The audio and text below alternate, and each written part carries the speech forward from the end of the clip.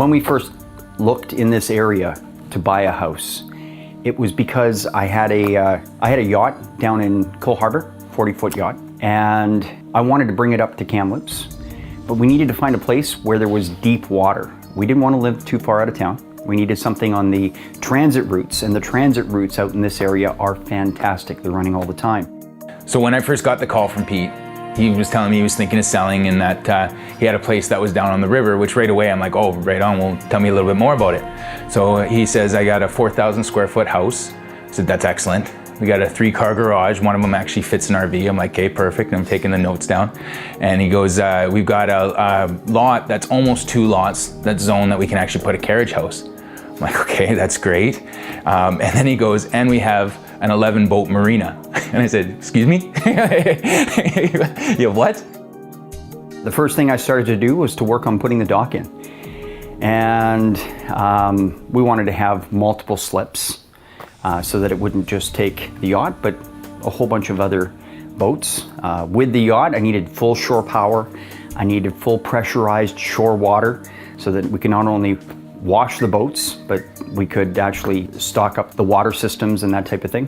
Before I realized it, and about 3 years later, we had the whole dock in place, and we'd spent well over $200,000 in putting it in, with engineering, with riparian studies for vegetation and fish habitat, with the building of the dock itself, with the driving of the pilings and erecting bubble curtains to protect the fish habitat, that type of thing, while the pilings were being driven. We put in 21 steel pilings. They're going to be here long after our grandkids. It's permanent, and it's a very, very well-built, full marina system, not just a dock. There is a concrete pad for an RV parking or for parking big boats and that type of thing on trailers. And on that side of the house, as well as down at the dock, is full shore power and full RV power. There's also in the basement a full indoor hot tub. My wife has a completely finished off room that she was using for crafting, but it's got a window in it, so it could double as a 4th bedroom.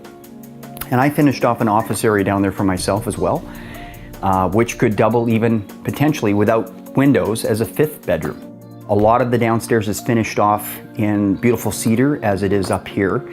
And a big purpose for that, especially downstairs, is when you have an indoor hot tub, you want to keep the smell of the chlorine and that type of thing down. Cedar absorbs all of that moisture, all of those smells, and so you can't even tell really that there's a hot tub downstairs. We finished off a really nice area to have a bit of a theater room with projection theater, amplified full surround sound and all of that. There's a full pool table and billiards table down there, full slate table that I had set up and installed, which we would consider leaving. It's a perfect fit for the room. Full heated pool. We changed the pool liner out and the stairs out and a bunch of stuff and brought it up to snuff a couple of years back. There's a pool house, with where the pool filters and furnace and all of that are. The gardens behind the pool house and to the side of the house are all raised gardens, so it extends, it's an earlier plant for the year, and it stays longer before it's the end of the season, especially being down here in the valley. We've got a much longer growing season than they might have, say, up in Sahalee or Aberdeen. All of the grounds are completely sprinklered. There are 4 control systems for the sprinklers. It's all in-ground sprinklers on the front, on the sides, through the cedars, and all through the backyard. My son and I like playing chess, and so we built a whole separate kind of patio area with a life-size chess set. And that obviously will stay with the property and that type of thing as well. The main floor, it's beautiful. We've got a beautiful dining room with French doors. The main entry room, it has vaulted ceilings, again, all finished in beautiful cedar finishings. The room that we're in right here is just the general family room, which leads open concept into the kitchen. The kitchen has all granite countertops in an island range, and the hood or exhaust hood, instead of being above the range, automatically comes up from the island itself when you need it and ejects the air out below the deck. When you can walk out from the kitchen as well as from the laundry room, mudroom area onto the deck.